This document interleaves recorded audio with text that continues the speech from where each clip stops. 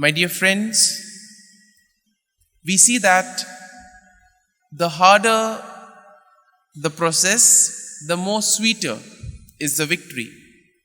And if we look back at our lives, we will realize that the things that we have really worked hard, the things that we have really burned the midnight lamp, once it is over, once we have got the results, there's a great amount of satisfaction.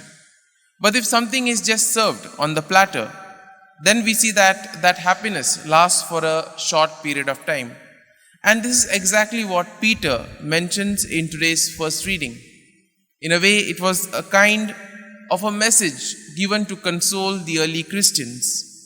As we know, there was a lot of persecution, a lot of troubles that the early Christians faced. And therefore, Peter invites them to be firm, to keep up to the faith in spite of those difficulties and those trials. And what adds to this is our trust and faith in God. And this continues in today's gospel passage as well. Now we have the example of this rich young man who comes to Jesus and asks him what he must do to attain eternal life. And when Jesus tells him that you should keep up the commandments, the man says that yes, I have already been doing this. And then Jesus tells him to do one thing, to give up his possessions and follow him. In other words, what Jesus wanted him to do is to have complete faith and trust in the Lord. Now, throughout the life of Jesus, as we have seen, Jesus practiced this. Every morning he would go and spend time with the Father.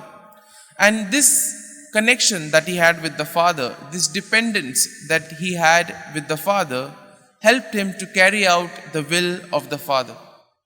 And similarly in our lives, when we spend time with Jesus, when we place our faith and trust in him, we are able to echo his plan through our words and through our actions. We see that Jesus, being a good teacher, as he was, tries to explain the same thing to his disciples by giving the metaphor of the camel going through the eye of a needle. Obviously, when it is taken literally, it makes no sense. But when we look at it through the context of those times, it definitely makes a lot of sense. Now, in those days in Jerusalem, you had the big city gate, which would be closed at sunset. And then besides that, you would have a small gate, a kind of a small portal. And it was so narrow that you had to really squeeze and go through that. Now, if you had a lot of possessions, if you had a lot of bags, etc., it would be difficult for any individual to pass through that carrying all the bags, all the possessions. You had to enter one by one. And that is why Jesus says the same will also be in the kingdom of God.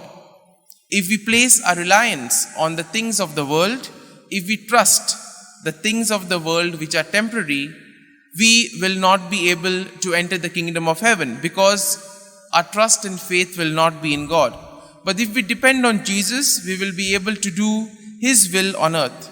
And therefore, we will be able to follow his teachings and we will be able to practice them in our lives.